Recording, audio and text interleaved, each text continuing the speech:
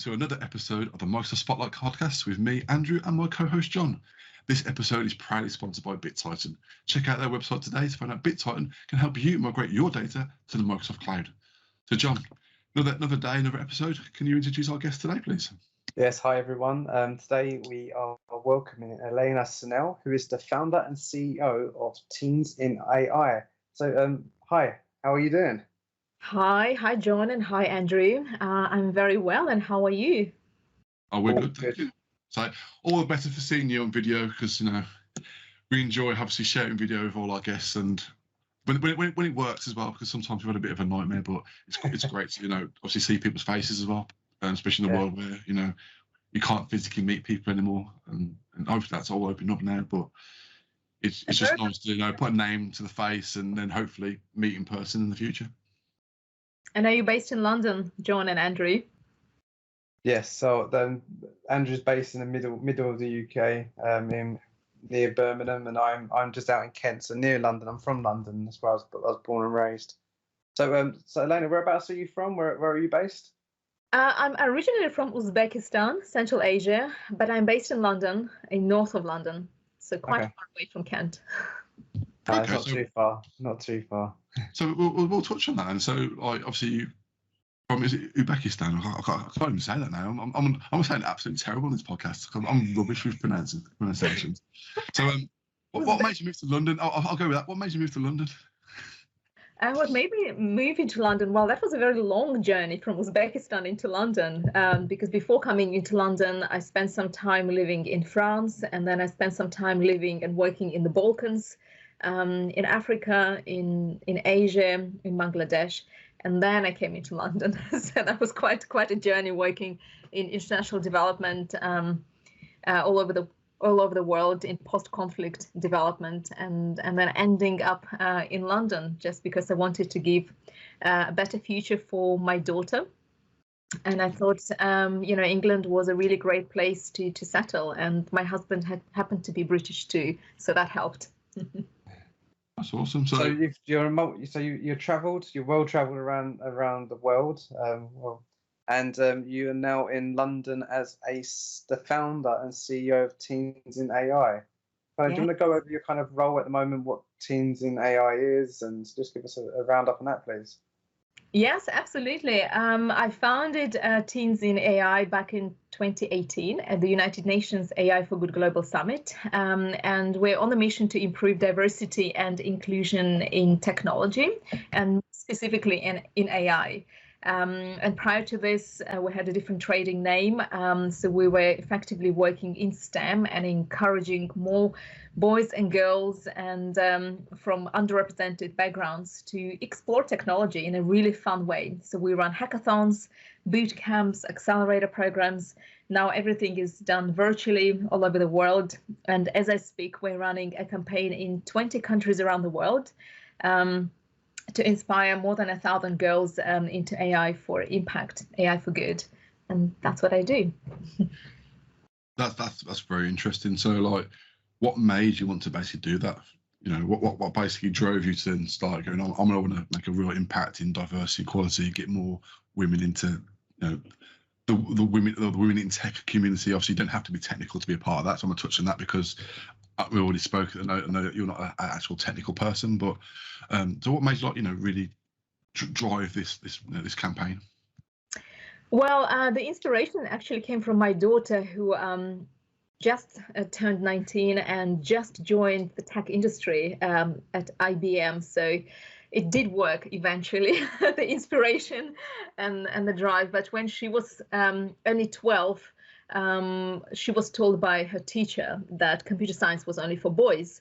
And I guess as a mom, I rebelled because we were in London. I was only just starting my business, and I was trying to figure out what to do because I wanted to do something in social impact, but I had no idea what I was planning to do yet. But my daughter kind of came home and said, "Oh, I can't choose computer science. I don't want to choose computer science. My teacher told me it's boring and it's just for boys." So I said, "All right, well, let me show you how exciting it is and how it is really not for boys only." So I started taking her to hackathons for adults, And there was a product hunt hackathon running in 2015. So I thought, all right, it would be a fun one to join. It was not strictly tech, but it was everything else, business and entrepreneurship, design thinking. So we were hacking in different teams, and it was really fun. It took only 2 days to inspire my daughter, and she was asking me, when's the next hackathon? When's the next hackathon? And I thought, wow, that's amazing. 2 days, that's all it took to inspire my daughter into tech. And that was a very engaging way. She worked in a team, learned how to ask questions, doing design thinking, learned a little bit of coding, pitched her project to a bunch of investors, and she loved it. So I thought that should be available to all teenagers in England or in other parts of the world. And I decided to run my very first hackathon for teenagers. My daughter was part of it, and that happened in London in the offices of Rebecca Brooks News International here in London Bridge. And I had about 70 teenagers from Camden UCL Academy that came to learn about what hackathons were all about at this level. And a lot of the industry and mentors came to support, and judges came from Mike Butcher from TechCrunch and some angels and investors. Everyone was very curious to see what can teenagers really develop, what can they do? And everyone was surprised, overwhelmed, and asked me, can you please do more of this? Because, you know, we need this. Schools would really benefit from this. And every teenager asked me, you know, told me, I want schools to be like hackathons. That was really fun. Can we do more? and I just got addicted running more and more. And eventually I realized the future was with technologies like AI and virtual reality and IoT. And I thought, okay, well, this is not taught in school at all. And we started learning about it and then teaching it to the young people. So I bring in a lot of experts in AI right now, whether they're ethicists or technologists, to really demystify AI and show how technology can be used for something great. So this week and next week, we have climate change offered as a challenge, and we'll be seeing teenage girls all over the world trying to tackle climate change using data science and AI. So it will be exciting. That's interesting. So literally, like, from your daughter being told that, you know, she can't do computer science, she then basically gone away and basically built a business from, you know, that comment from a teacher. That's you know, inspiring. And obviously what you've done in the last, you know, so many years, you just basically grew this business, and the fact obviously you're running this large campaign now, it's hitting like 1,000 people across the world, you know, is inspiring, definitely. Thank you. Yes, and we talk a lot of, with other guests about kind of what do people need, what do young girls need when they're growing up in school, to be inspired about going into IT, because they're always seen as being boring, and that's kind of what I think we need to address a lot of. And I think you're hitting the nail on the head right here. What young girls need. Thank you. Yes, I think it's been exciting. I mean, everyone moans, oh, we can't get girls to take computer science subjects or GCSEs, but I don't recommend girls to take any of these computer science classes, but I do recommend that they go out and participate in hackathons like ours. And there are others who provide similar facilities, because that's a really good setting and environment where they can put their coding skills to practice. So instead of just going and learning, you know, Python, JavaScript, whatever, they can actually first find the problem and then see if some technology will be able to assist or enable or help tackle that problem. So the way we work is quite different to just a coding school type program or a school itself. So we very much pioneer project-based learning. So what is the problem? How can we solve it then using technology? So the problem always comes first. And I think it does resonate with girls in particular, because sometimes we find when we have a multi-gender hackathon, or, you know, boys and girls and other genders, we find boys are very sports driven into coding. So they just want to hack, they just want to code. Whereas for girls, what matters is really the why. And I think that's what I capitalize on. And I think when I also bring in other women who are non-technical into the room, they see then that technology is for everyone. You don't have to be a coder to be in tech. And there are some other really fascinating careers in technology that may not necessarily even need any coding. So a lot of girls that come to our hackathons, they're passionate about the problem, whether it's climate change or mental health or something else. And then somehow throughout the process, they figure out, wow, you can be a design thinker, you can be a project manager, you can be, a machine learning engineer, you can be an AI ethicist. You can also be an entrepreneur and have your own idea. And so that just on that, like Andrew and I cannot code. I don't know, like I definitely cannot code, and Andrew's not a coder in his day-to-day job. PowerShell, that's about it. That's as much as like code I can do. I like PowerShell, I'll do all day long. Anything else other than that, yeah, that's just not for me. But something we've said on previous episodes is that now that the IT market, the IT industry, isn't just geeky guys turning on and off computers, and we're far from that now in terms of an industry. As you said, there's plenty of other jobs: project management, sales, account management, etc., etc. The list kind of goes on. So what I was going to ask you was, you said you're quite well travelled. You've had quite a few different jobs around the world. What skills and from those jobs do you think have really helped you in developing the career that you have now? Probably communication and sales, because I have to pitch a lot to big corporates like Microsoft to try and convince them that the vision I have is worth investing into.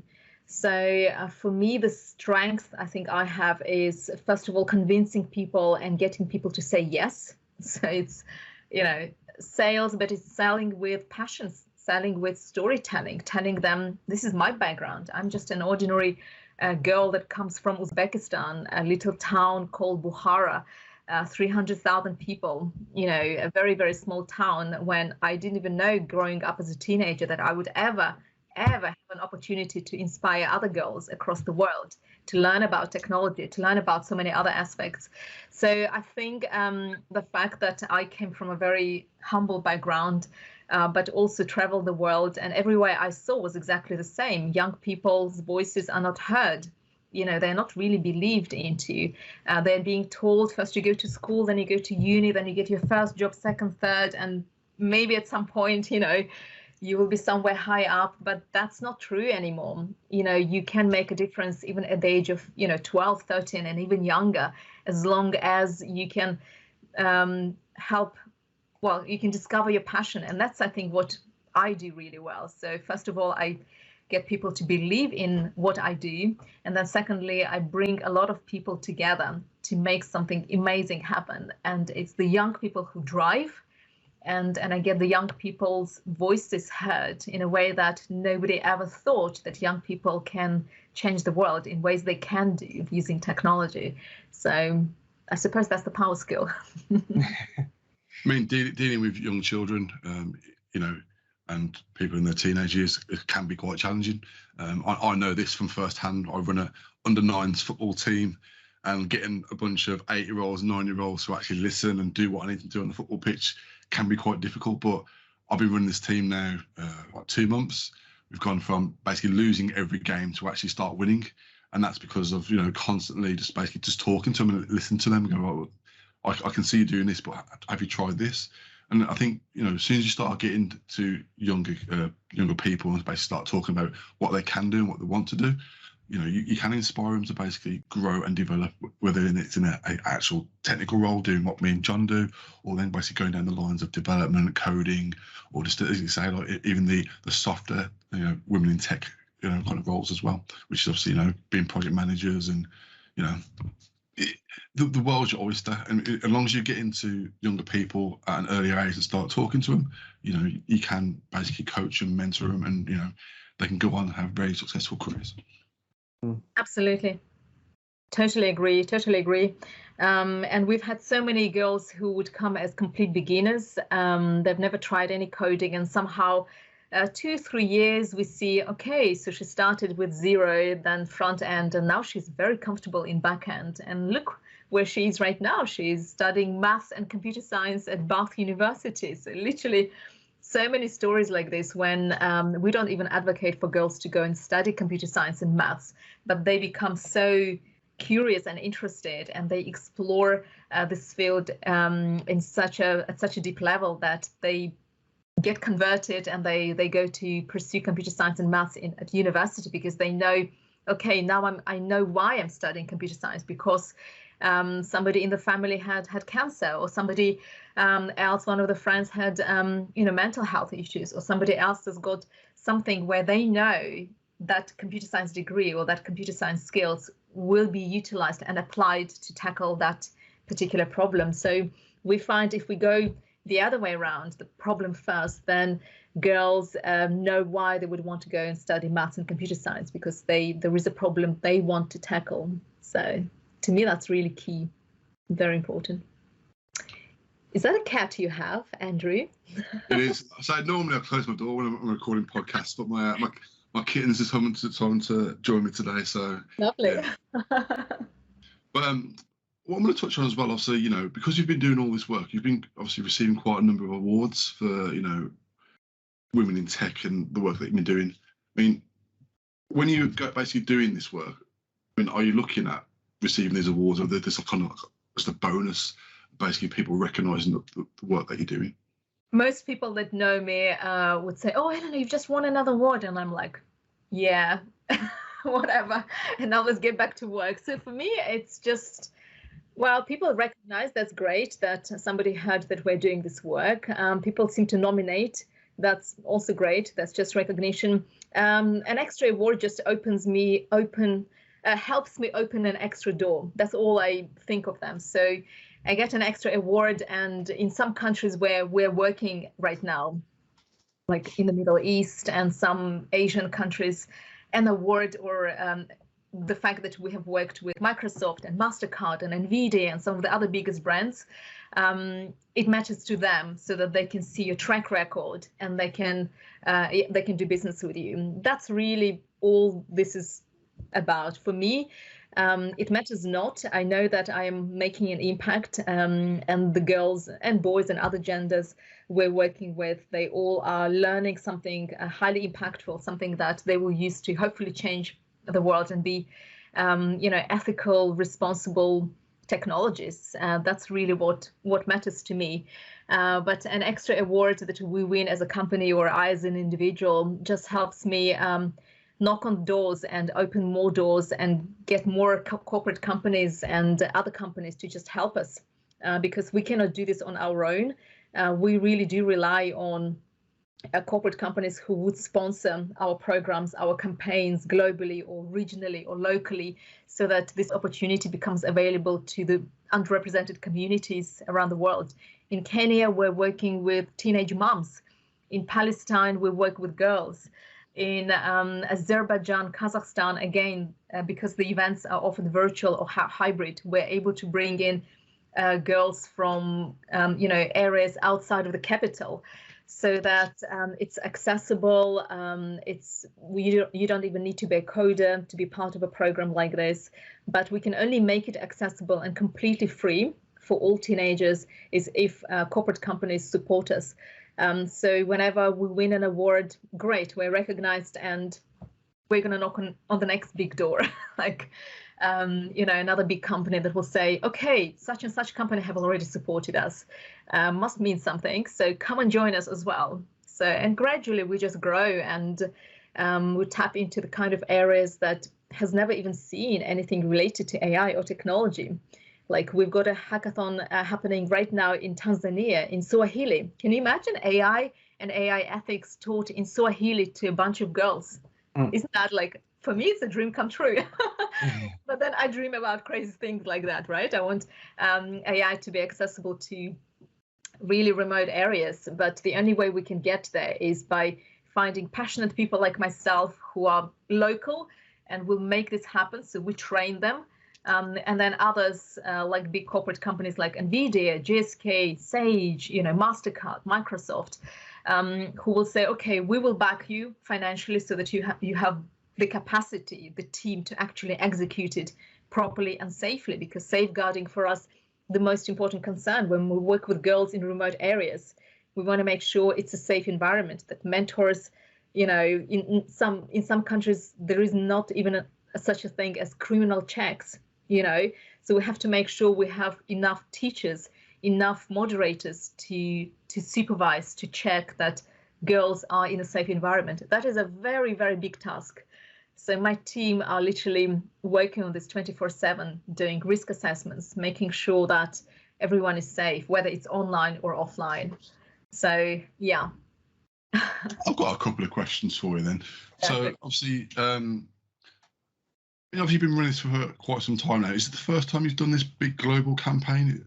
No, this is the 4th time, but the first one, I think we only had 7 countries, and then the second one, I think only 12 or 14.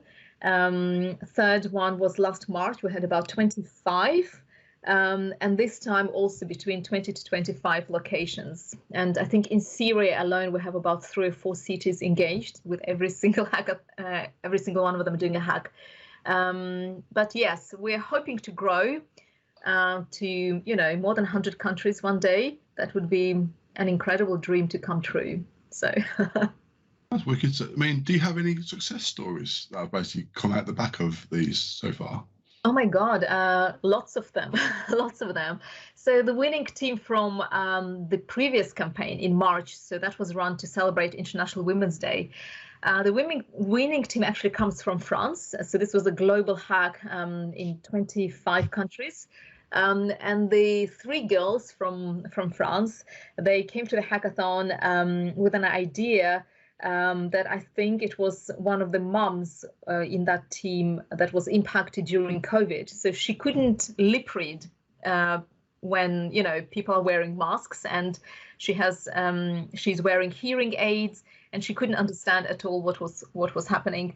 And the pandemic, obviously, with everyone wearing a mask, it made it very difficult for people who have any hearing impediment to understand. And so these girls decided to develop a noise to text or speech to text. And I don't know exactly what they're using. I think they're trying different kind of technologies to see what works best. But it's a noise to text, and it's a wearable that also has got some noise, and somehow it translates into the app that they're developing as well. And that hopefully will help people who have been struggling through this pandemic. And we don't know when the end of this will come. And maybe this could be also utilized in other ways in the future when the pandemic is over and we don't have to wear masks all the time. So that was the winning project in March. And the team, by the way, is now working in partnership with Microsoft Disabilities. I think they're based in France. They went through a vetting process, or like competitive selection process. They got through, and now they're being helped by a team from Microsoft, because the team is based in France. I think they've tapped into some local connections. And there is a college Microsoft collaborates with who will help the girls develop the wearable device, which is in the form of a pretty necklace. And then the software is something that some of the other mentors are helping them with. So that's a really great story, and we really hope girls continue working on this project, and maybe we'll see this live soon. I don't know, but I know Microsoft has got a really great, disability sort of, I don't know, a group or they got department. Yeah, and they're very, very strong, and they seem to really like the project, and they're very happy to help these teenage girls.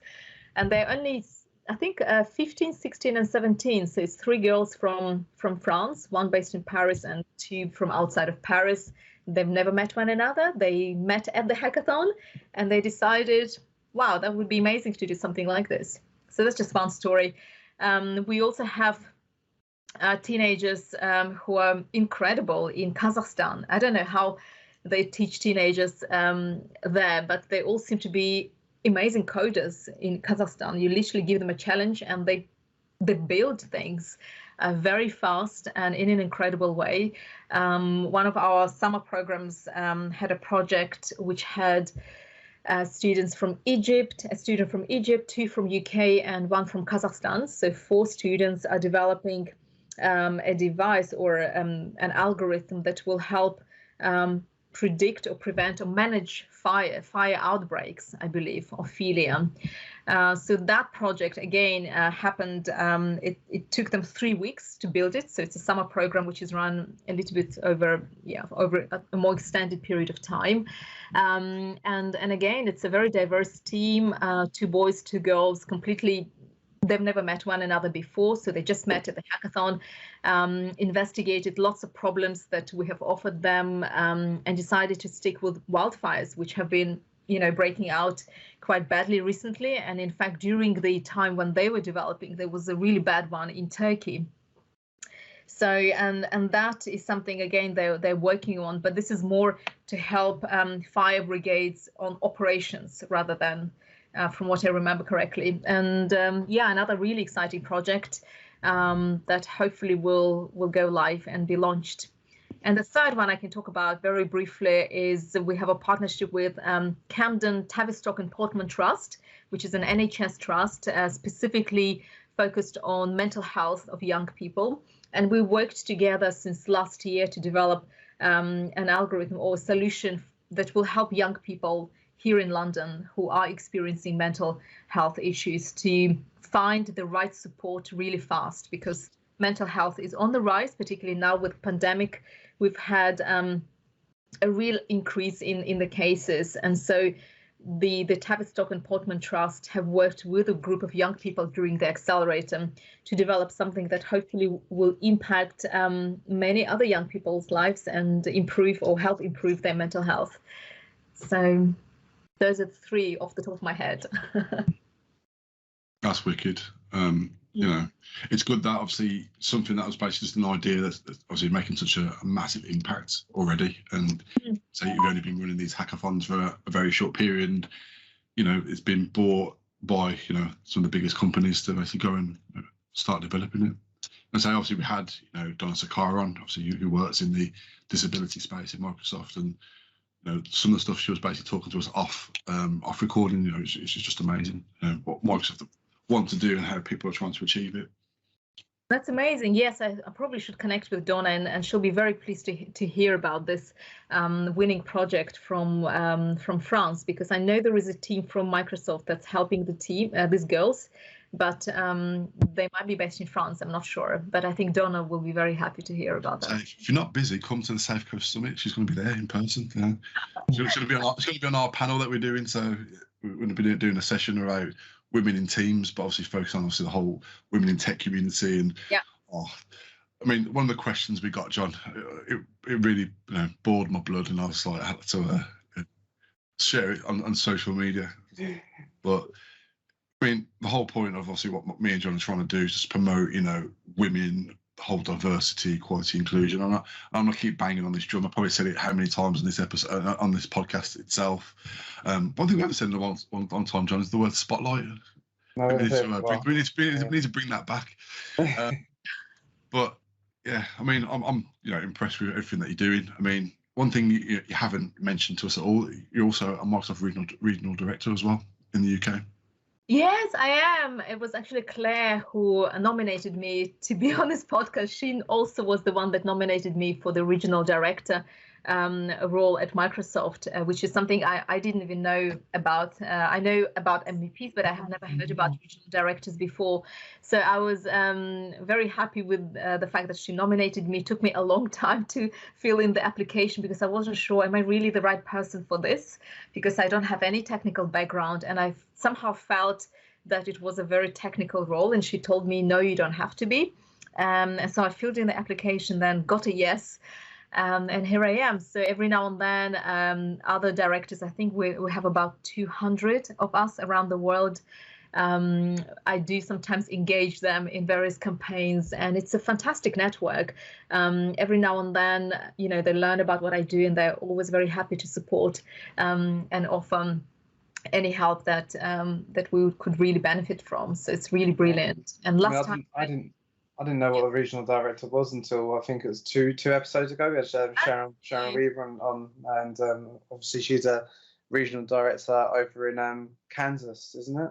Kansas, yeah. Oh, that's amazing. Yes, there are only apparently 200 of us, but again, the majority, I believe, are still men. So, so it's great to have women who we can bring sort of and use this to bring other women as well. And I think that's what happened. Claire nominated me, and obviously I want to also, I mean, there are so many I would nominate to help us as well with the mandate we have as regional directors. I think everything is about community building and just making an impact. So that really fits in with everything I do. So it's a great network to tap into. So how come you went for AI over within kind of the scope of work that you're doing rather than power platforms and everything else? Well, to begin with, it was just technology. We were, you know, building apps in Android and Swift or whatever. And then we decided to try AI because my co-founder, well, somebody who became a co-founder later on, he was a teenager at that time, approached me as a teenager, telling me that he was trying to commit suicide 6 times, and asked me to please occupy his mind and basically give him something to do. And I said, well, I have no idea what to ask you for, because we just run hackathons. We are nothing complicated. And he said, well, that's okay. I can just like maybe rebuild your website or do something else, just anything, because I can't go to school. It triggers my anxiety and depression. And so I said, okay, well, tell me, what are you passionate about? And he said, AI. I said, okay, well, I know nothing about AI. Tell me more. So he kind of told me, and I just could see that passion. And I said, right, well, let's run a hackathon in AI. And let's see what happens, because I'm not familiar with this technology, but you tell me, you lead on this. So he led on this project. And in 2017, we ran our very first hackathon in London in mental health. So that was the challenge. How can we improve young people's mental health, and how can we use technologies powerful like AI? It was a very, very interesting experience, and I could just see that kids were fascinated about so many different aspects of AI. And at that time, I had no idea about some of the problems that we're experiencing within the ethics of AI. And, you know, I didn't know about this because this was all new to me. Every time I run a hackathon in a new technology, I have to become an expert in it as well. So I read a lot, I research a lot, and then I realized, wow, Cambridge Analytica happened. You know, a lot of other stuff I noticed that is happening around the world where technology is being used for surveilling populations, or military wants to use technology and all sorts. And I'm like, wow, okay, kids need to know that that technology can also be used for bad. But how can we also make sure that from a young age, we can nurture that sense of responsibility? So with big power comes big responsibility. That's almost like the motto. And yeah, I dived into AI because I felt it is not just technology. It is a lot more than just technology. So when people say, oh, it's another technology like VR, like AR, and I always say, well, it's not. There is a lot more going on in the AI space than one would even you know, notice or think about. So I felt it's important, if this is the technology that is going to shape the world, and pretty much every single industry will be somehow touched by it or affected by it. Young people need to know how to navigate that space, and also encourage them to be responsible creators and designers, because we want more young people to get into technology, obviously as diverse as possible a crowd, because we need all voices.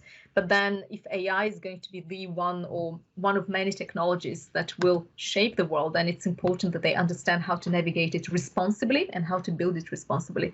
So so yeah, that's just how it happened. I think we've grown up in a world where AI has always been done for bad, like the rise of Skynet and Terminator and the machines in the Matrix. Let's not talk about sci-fi. That's exactly. But I done the AI 900 partner-led thing with Microsoft, and the actual ethics and the mandates from Microsoft around AI. I kind of see how it fits in with what you're doing, because it is very much about using it for good, for the diversity, for making sure that things are fair and equal, and so it does fit in. Yes, definitely. I couldn't resist. I couldn't resist no Terminator reference in an AI discussion. Well, I mean, I'm not surprised. And also, when we ask kids, what do you associate AI with? The first thing they come up with is robots, Terminator, all of this. And I'm like, wow, okay, that's all they think about. So, which is really a shame. But yes, on Microsoft and AI, we ran hackathons in a few places in the US, and we managed to get Eric Horowitz to come and do a talk on ethics and AI. And Echa Kamari, and both of them are obviously on the very high in Microsoft within the Committee for AI Ethics. So it was very interesting to hear. And also, obviously, there were some disastrous cases within Microsoft, like Tay chatbot, right, came out suddenly and was throwing and hailing abuse at everyone when she just came out. And so it was great to see that Microsoft admits some of the stuff that happened within Microsoft ecosystem that probably didn't go as well as they planned to. And how do we make sure it doesn't happen again? And in all of these case studies is something we bring up when we run hackathons, so that young people understand, okay, well, that happened and many other things have happened or are still happening. But how do we make sure as a young generation, who are really concerned about justice, about climate change, about, mental health and various other issues, they really do care. This generation is absolutely incredible, I find. And if we can nurture and sort of channel that energy towards something responsible and something positive, then I think the world has got some hope. I just want to put a spotlight on your co-founder. I mean, obviously he was a young lad and basically came to you saying, obviously, he tried to take his life a couple of times. I was obviously looking for someone to basically help him and just basically just be there and have that conversation. I mean, does that kind of put you a bit on a spot and kind of took you back when he actually said that to you? I was very concerned. I think my main goal with that young person at that time was I need to save him. I need to make sure that nothing happens to him. So I gave him a complicated task to kind of create a community of teenagers who we will nurture and nurture their interest in AI. And he was absolutely amazing at that. He's, I think, still very much grateful to me for keeping his mind engaged. It took him about 2 or 3 months to pull off this project, and he was incredible. And by then, I think, the medicines have kicked in. He started his therapy and everything else. He was only 16 at that time. Now he's already got. He's studying for a PhD in AI. So dreams do come true. So he did his bachelor's at Imperial, studying computer science, but already working in AI. So he's developing AI for fertility, which is a great story. That is. So really AI fertility, and right now doing his PhD at UCL, and he's only 21. A really, really inspiring young person, and he has this incredible ability to explain AI to a 10-year-old, which again, a lot of people, professors and, machine learning engineers, they know their AI and how to develop these models, but not everyone can demystify it to a 10-year-old. It's a very special skill, whereas he can, and which is amazing. So every now and then we bring him to our hackathons, and kids just get wowed and inspired and love it. That's an amazing story. Yeah. I mean, mental health it's affected me and my family quite a lot. So hearing a story where someone's basically reached out for help, and that's one thing that doesn't really happen quite a lot. People just don't reach out. As this person's reached out to you, you then basically helped him, and obviously taking that pride and obviously being able to help that person, and they've gone on and just achieved something probably beyond their own wildest dreams. Because we're obviously getting quite close to wrapping up time. I actually have a question for you, an actual interview question, because listening to obviously your story and what you're doing, you're not a technical person. I mean, what did you see yourself doing as a career before you started doing what you're doing now? My dream when I was a teenager was to change the world somehow. I was brought up It's a big dream, that is. It's a big dream, I know. So I was a teenager growing up in a post-Soviet country. There weren't very many opportunities. I was very lucky. I listened to my mom's advice, who told me, learn how to speak English, and that will open doors to you. So my native language was Russian. And so I spent a lot of time since I was about 9 learning English independently and with really good teachers. And we were just very lucky. We were a specialist English school in Bukhara, which is like a village, a tiny, tiny town. And we had some Peace Corps volunteers from America coming, and we were a chosen school for them to come and teach English. So I guess I was really inspired, and I really wanted to learn a different language to be able to communicate with people. And being able to read books in English was just an amazing dream to come true. So I was very fortunate. I was able to access The Economist time when I was a teenager, reading about all of the horrible things that were happening in the world that I wouldn't get to know about or learn about, because on Russian TV or Uzbek TV, we wouldn't get CNN or BBC or anything like that. So all my sources of what was happening in the world were coming from those papers. And so I think these are like building blocks. And also because I spoke English, I was able to volunteer and help. It's a very touristic place, Bukhara. So we have a lot of ambassadors and UN people and other people who work in the NGO world who would come. And every now and then when they didn't have a tour guide, and my mom worked in the museum for like 20 years, being a tour guide. So most of my childhood was spent in museums, in just kind of following her. So they would call my mom and say, well, we are short of tour guides in English. Would your daughter, and I was only 15, 16 at that time, would your daughter come and show us around? We have this ambassador from, British ambassador coming with somebody from British Council, and we can't find anyone who speaks really good English and can show them around. So I was exposed and had a chance to communicate with people who are doing amazing things. And I thought, wow, I want to work in an embassy when I grow up. I want to work in the UN when I grow up, because I just was fortunate enough to be surrounded. And, they say, if you surround yourself with people, you become, like if you surround yourself with 4 people similar to whatever it is that you want to be or surround yourself, then you become the 5th, like 25%. So I guess I had this very unique opportunity to be around those people, and they very much shaped how I thought at that time. And my dream was, wow, I want to work in the UN. I want to travel the world. I want to do this. So I got to do a little bit of that. And then I got disappointed about the system, about how corrupt the United Nations system was. And I thought, I want to build the world on my terms. So if I want to make a difference, it has to be something that I can design, that I don't depend on anyone else. And, and it will be just down to my own values and foundations. And that is what I'm building. So I'm building something that hopefully will change the system and disrupt something within education. So if I can change education systems around the world, then my dream comes true. And if I can empower young people in their local communities to also make the change that they want to see in that community and in the world, then amazing, my dreams come true. So even though, like, you want to change the world in another way, you're basically doing it now within your actual career, which you kind of fell into by accident. And that's just an amazing story in itself. And thank you for sharing that with us, because thank you for having me. When we spoke to Claire Smith, she basically said, like, you'd enjoy speaking to Elena because she's got a very interesting story. And yes, you have indeed.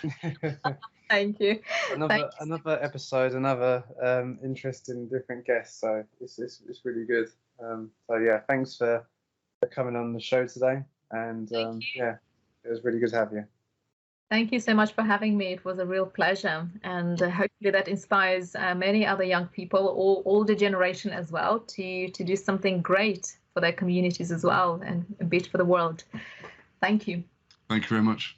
Cool. We'll catch you on the next episode. Thank you for joining us. Definitely. Let me know when the episode is out, and I will share it as well. All right. Thank you. Okay. Thank you so much. Bye. Thank you for listening to the Microsoft Spotlight podcast. Please make sure you hit that like, share and subscribe button to help us promote our message. You can also follow us on Twitter at MSFT Spotlight, and we're also on LinkedIn, the Microsoft Spotlight podcast. And finally, we'd like to tell you a little bit about BitTitan and thank them for sponsoring this podcast. Remote migrations start here. Let Migration Wiz do the work for you. It's fast, secure, and 100% SaaS, which means you can migrate at any time and from anywhere. Migrate mailboxes, documents, public folders, personal archives, or even Microsoft Teams with just a few clicks. No special training needed and no customer downtime. When the work matters, choose Migration Wiz.